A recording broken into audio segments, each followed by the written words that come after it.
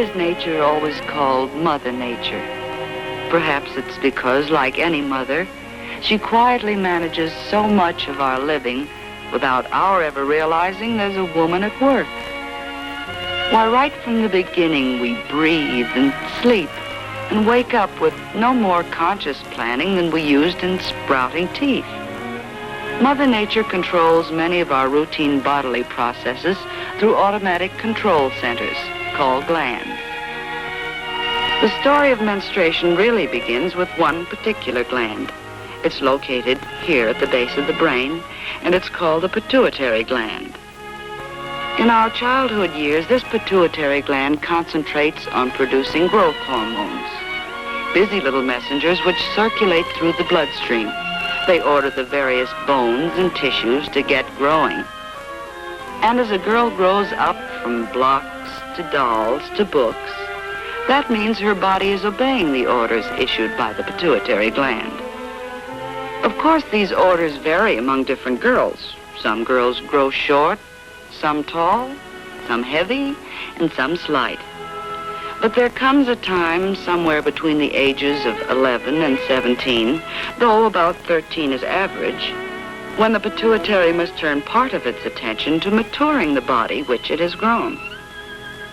So it starts sending out a new type of hormone, a maturing hormone. And that is when menstruation begins, when these maturing hormones start coming down through the bloodstream to the ovaries. The ovaries themselves are glands about the size of almonds, and locked within each ovary are thousands of eggs. Although these eggs are too small to be seen by the human eye, any one of them has the possibility of someday becoming a human being. Near the ovaries are the fallopian tubes, short canals which lead to the uterus or womb. This hollow pear-shaped organ opens into the vagina, which is part of the birth canal, and is the external opening for this whole group of organs. So, as you see, there is a continuous passage from each ovary through the fallopian tubes, uterus, and vagina to the outside of the body.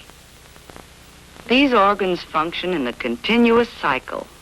The pituitary gland starts the process when it sends its maturing hormones down through the bloodstream to the ovaries. Now one of the ovaries passes on an order of its own to the uterus. It tells the cells which make up the lining of the uterus to multiply and fill themselves with watery fluids and blood. This begins to build up a thickened lining of somewhat velvety material. At the same time, an ovary has been maturing an ovum or egg, which is magnified here so that we can see it. About once a month, one of these tiny eggs passes out of the ovary and finds its way into a fallopian tube, where it moves along toward the uterus.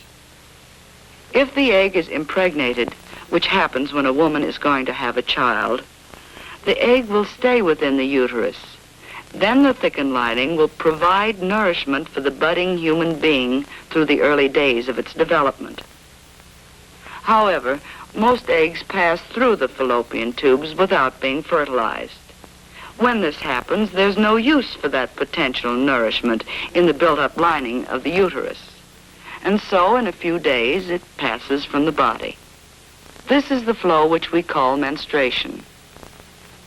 So, as we see now, menstruation is just one routine step in a normal and natural cycle that is going on continuously within the body. The time between periods is usually about 28 days. However, it may be shorter for some girls, longer for others. The flow itself may last anywhere from 3 days to 7. Yet each of these different schedules may be normal. For just as the pituitary gland orders some girls to grow short, some tall, some heavy, and some slight, so its orders about menstruation may differ widely among normal women. The important thing is that you should be fairly regular within yourself.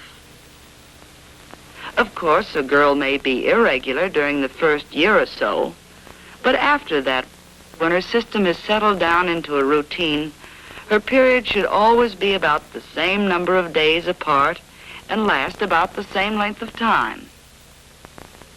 Try not to throw yourself off schedule by getting overtired, emotionally upset, or catching cold. And if your timing goes seriously wrong, or you're bothered with severe cramps or headaches, you should have a talk with your doctor. Of course, you'll want to keep a personal calendar. Mark the first day of each period and check to see that there are about the same number of days between periods. It's not only a useful record of past performance, but it comes in handy when you have to plan ahead. This calendar appears in an interesting booklet called Very Personally Yours. This booklet has been prepared to enlarge upon what you learn from this brief film. Among other things, the booklet explodes that old taboo against bathing during your period. Not only can you bathe, you should bathe. Because during menstruation, your perspiration glands are working overtime. Just be careful to avoid either very hot water or very cold water.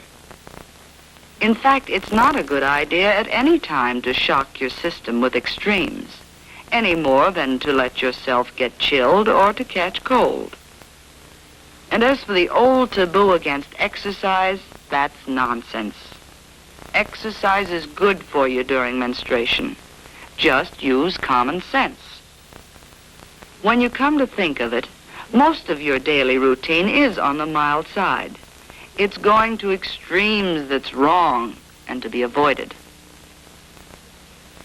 To most girls, the menstrual period should bring no severe discomfort.